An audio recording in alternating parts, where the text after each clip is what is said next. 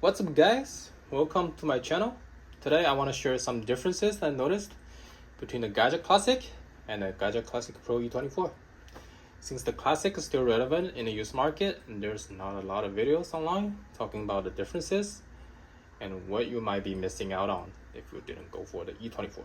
I've used the Gaggia Classic for about a week and the Gaggia Classic Pro E24 for about 4 months now. So let's get two things out of the way first. I've done two mods on the Gaggia Classic. One is the wrap, obviously, and the other one is the steam one.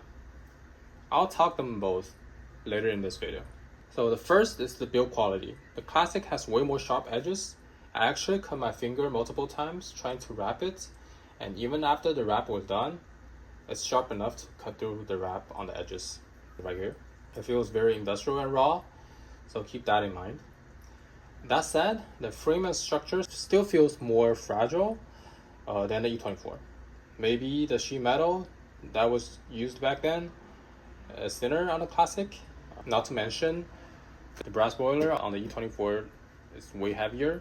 I don't know if that helps with the sturdiness, but as I was trying to lock in the portafilter, it wobbles a lot more on the Classic. You guys can't probably see here, but on the E24, it doesn't really wobble as much. So the second is the button layout and availability. The one obvious difference is the layout. So on the Classic, the steam button is in the middle, the brute button is on the side. On the E24, the brute button is in the middle, and whereas the steam button is on the side. So I personally prefer the button feel on the Classic as it feels more bouncy, but it's very subjective. What's not subjective is the parts availability. The button part for the Classic is really hard to find since it's discontinued already. I've seen one from Shades of Coffee, but honestly it doesn't look right. But also seen some used ones where the print on the buttons are worn out. They don't quite look as great anymore. So meanwhile, the button part for the E24 is still widely available. That said, aside from the buttons, most other parts are generally interchangeable. Then it comes down to the drip tray. The drip tray on the Classic has a hollow side, as you guys can see, and the drip tray on the Pro, the side is sealed. Why does that matter?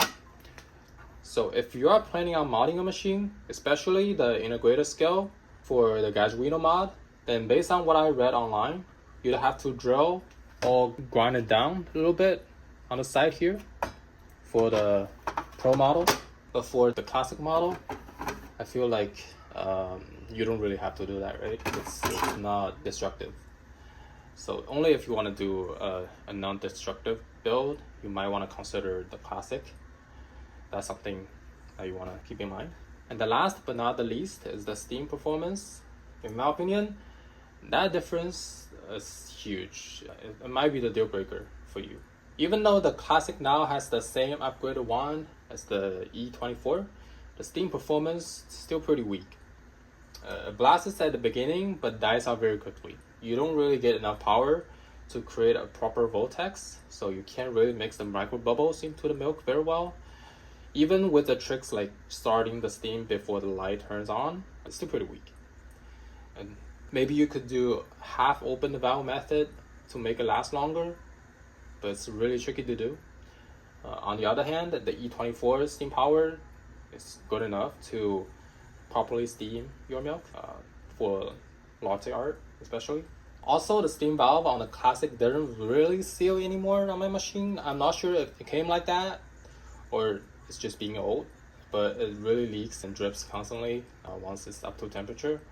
So you of course can upgrade the valve to the Shades of Coffee, but I don't think it's worth it because I only paid $30 for the machine.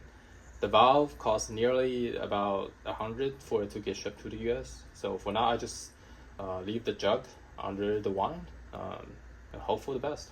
But the steam performance on the E24 is way better, and that's honestly the biggest deal breaker in my opinion if you are choosing between the two.